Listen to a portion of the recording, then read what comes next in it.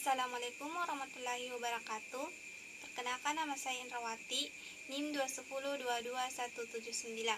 Baik, saya akan menjelaskan materi tentang dampak digital government terhadap kinerja organisasi yang lebih efektif dan efisien. Definisi dampak digital government merujuk pada perubahan positif yang terjadi dalam kinerja organisasi sebagai akibat dari penerapan prinsip governance yang efektif dalam pengelolaan teknologi digital. Ini mencakup peningkatan efisien operasional, pengambilan keputusan yang lebih tepat, pengelolaan risiko yang lebih baik, dan kemampuan untuk beradaptasi dengan perubahan pasar dan teknologi. Perubahan paradigma dampak digital good governance terhadap kinerja organisasi yang lebih efektif dan efisien. Tradisional 1. Pada era tradisional, pengambilan keputusan seringkali terpusat pada hierarki yang kaku. Yang kedua, informasi seringkali tidaklah terdokumentasi dengan baik dan sulit diakses oleh semua pemangku kepentingan. Sedangkan digital government 1. Dengan digital government terjadi penggeseran pengambilan merujuk transparansi, partisipasi, dan akuntabilitas yang lebih besar dalam pengambilan keputusan. 2. Informasi tersedia secara real time dan dapat diakses oleh semua pemangku kepentingan melalui platform digital yang terpusat. Sedangkan dampaknya 1. Organisasi menjadi lebih reaktif terhadap perubahan pasar dan pelanggan karena dapat dengan cepat mengakses dan menganalisis data yang relevan. 2. Keterlibatan semua pemangku kepentingan dalam proses pengambilan keputusan, meningkatkan rasa memilih dan komitmen terhadap tujuan organisasi. Manfaat efektivitas organisasi. Dampak digital governance terhadap kinerja organisasi yang lebih efektif dan efisien. 1. Peningkatan kecepatan dan pengambilan keputusan. 2. Optimasi proses operasional, peningkatan kualitas layanan. 3. Peningkatan kualitas layanan. 4. Optimasi penggunaan sumber daya. 5. Penguatan komunikasi dan kolaborasi. Tantangan dan solusi dalam menghadapi dampak digital governance terhadap kinerja organisasi. 1. Keamanan informasi. Tantangan peningkatan risiko keamanan informasi seperti serangan siber dan pelanggaran data. Yang kedua, ketersediaan sumber daya. Tantangan keterbatasan dana dan keterampilan internet untuk mengimplementasikan teknologi digital yang diperlukan. Adapun solusinya, 1. Pengelolaan risiko yang terintegrasi. Solusi menerapkan sistem pengamanan yang komprehensif dan pelatihan keamanan informasi bagi karyawan. Yang kedua, intervensi strategi solusi, mengevaluasi kebutuhan teknologi organisasi dan melakukan investasi yang tepat untuk memperoleh sumber daya yang diperlukan. Faktor-faktor kunci yang mempengaruhi keberhasilan digital governance. 1. Kepemimpinan yang kuat. Dukungan dan komitmen dari pemimpin organisasi sangat penting untuk mendorong implementasi digital governance yang efektif. 2. Kebijakan dan regulasi yang jelas. Adanya kebijakan yang jelas terkait pengelolaan dan penggunaan teknologi informasi dapat membantu mengarahkan tindakan dan mengurangi risiko. Contoh dampak digital governance terhadap kinerja organisasi yang efektif dan efisien. 1. Penggunaan sistem manajemen sumber daya manusia yang berbasis digital untuk memantau kinerja karyawan. 2. Mengelola absensi dan mengatur pengembangan karyawan dengan lebih efisien. 3. Penggunaan Platform digital untuk mengelola data dan informasi dapat meningkatkan aksesibilitas, kecepatan, dan keakuratan informasi yang diperlukan untuk mengambil keputusan.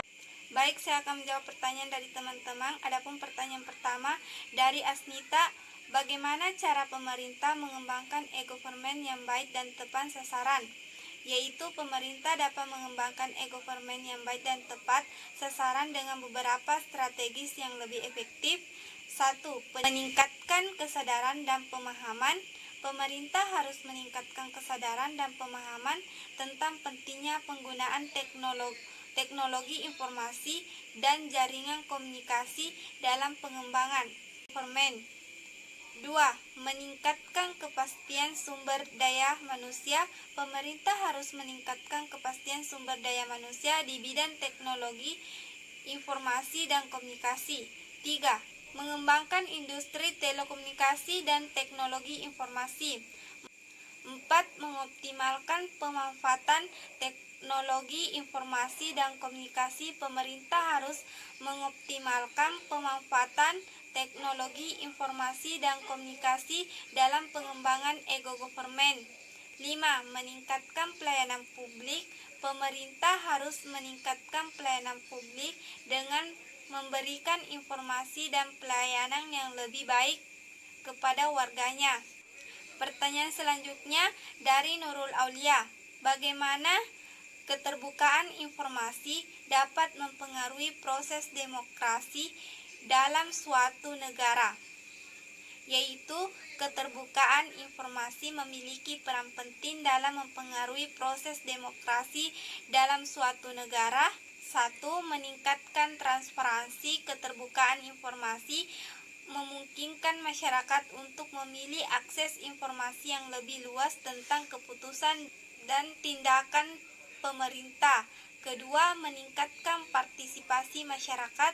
Keterbukaan informasi memungkinkan masyarakat untuk memilih informasi yang diperluaskan untuk berpartisipasi dalam proses pengambilan keputusan.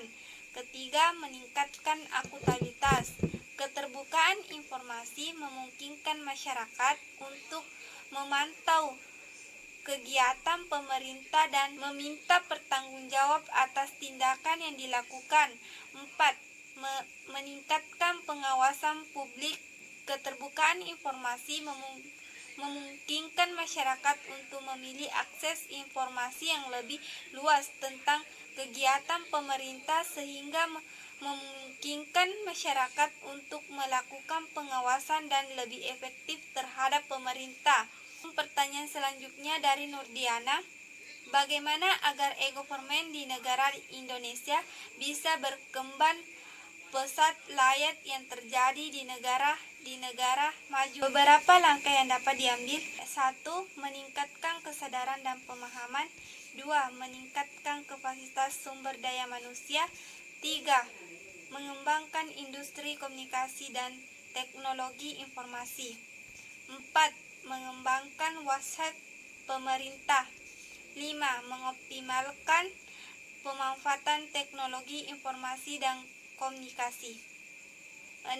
Meningkatkan pelayanan publik. Pertanyaan selanjutnya dari Musdalifah, apakah penerapan good government di Indonesia sudah berjalan dengan baik, khususnya di Kabupaten Sinjai? Penerapan good governance di Indonesia termasuk di Kabupaten Sinjai. Beberapa masalah yang dihadapi dalam penerapan good government di Indonesia termasuk di Kabupaten Sinjai, yaitu 1. Kurangnya kesadaran masyarakat. 2. Keterbatasan sumber daya. 3. Korupsi dan kolusi, nepotisme. 4. Kurangnya integrasi dan transparansi. Adapun pertanyaan selanjutnya dari Asifa, bagaimana integrasi data dalam pemerintah digital dapat membantu meningkatkan efisien dan efektivitas pelayanan publik? Yaitu integrasi data dalam pemerintahan digital dapat membantu meningkatkan efisien dan efektivitas pelayanan publik dengan beberapa cara. Satu, meningkatkan kesadaran pemahaman integrasi data, memungkinkan pemerintah untuk memilih pemahaman yang lebih baik tentang kebutuhan dan kepentingan masyarakat. Dua, meningkatkan kapasitas sumber daya manusia. Integrasi data memungkinkan pemerintah untuk memilih akses informasi yang lebih luas tentang kegiatan pemerintah sehingga dapat meningkatkan kapasitas sumber daya manusia di bidang teknologi informasi dan komunikasi. 3. Mengoptimalkan pemanfaatan teknologi informasi dan komunikasi. Integrasi data memungkinkan pemerintah untuk menggunakan teknologi informasi dan komunikasi secara lebih efektif dan efisien. 4. Meningkatkan pelayanan publik. Integrasi data memungkinkan pemerintah untuk memberikan informasi dan pelayanan yang lebih baik kepada warganya sehingga dapat meningkatkan kepuasan masyarakat dan meningkatkan efisien dan efektif pelayanan publik. Adapun kesimpulan dari materi saya yaitu digital governance memiliki dampak yang negatif terhadap kinerja organisasi yang efektif dan efisien. Dengan menerapkan praktik digital governance yang tepat, organisasi dapat mencapai berbagai manfaat. Namun untuk mencapai dampak yang maksimal, organisasi perlu memperhatikan faktor-faktor kunci seperti kepemimpinan yang kuat, kebijakan yang jelas, dan struktur. Sekian dari saya. Assalamualaikum warahmatullahi wabarakatuh.